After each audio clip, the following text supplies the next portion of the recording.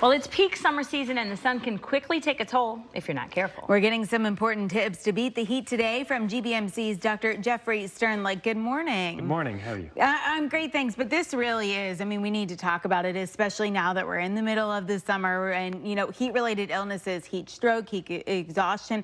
Tell us how this all just starts. So it's a combination of your body not being acclimated to the heat. So we see this earlier in the season. And it's based on your level of exertion, the temperature, the humidity, and the time of day. Okay. So you put all those together and your body just can't compensate for the amount of heat that you're generating and the heat in the environment. Go ahead. So heat stroke, heat exhaustion, what's the difference? So it's a spectrum, and heat exhaustion is lower on the spectrum.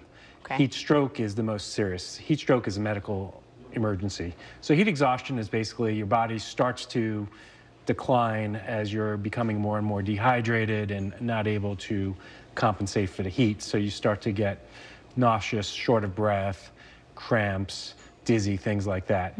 Heat stroke is the most serious aspect. So that's when your temperature goes above 104 degrees Fahrenheit, and then you get neurologic symptoms, meaning confusion, agitation, loss of consciousness, and that's a medical emergency, and 911 needs to be called immediately.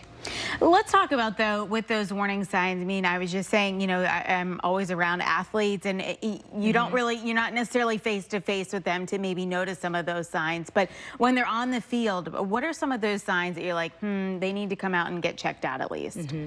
So if you're watching somebody on the field and you notice they're becoming more clumsy or slower and losing coordination and things like that, they need to come off and get hydrated and rest and have an assessment. A good team will have a trainer and so forth around to assess the athletes. So how can we prevent it before it gets to the point where it becomes dangerous? So the number one method to prevent it is acclimatization. So your body, just like working out, gets used to the heat. It takes about 2 weeks.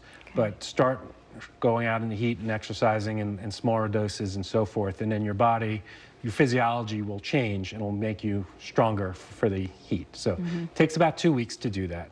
Number two is hydration. Hydration before, during, and after, because dehydration is a common factor in all of these.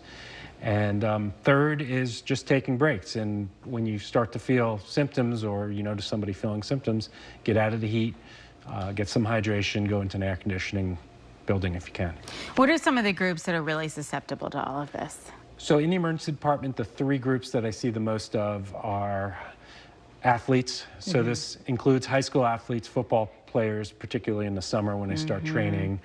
Anybody doing endurance sports, cyclists, runners, hot, humid days, we see a lot of that.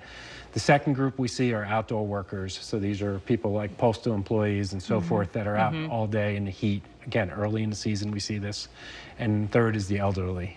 So somebody above the age of 70 or so, if they're working outside in their yard or things like that, they're much more susceptible than younger people. Got it. All right, well, we have a website up on the screen to learn more information. And of course, if we need help, GBMC is always there. Correct. All right, thank you so much for joining us. Thanks for having me.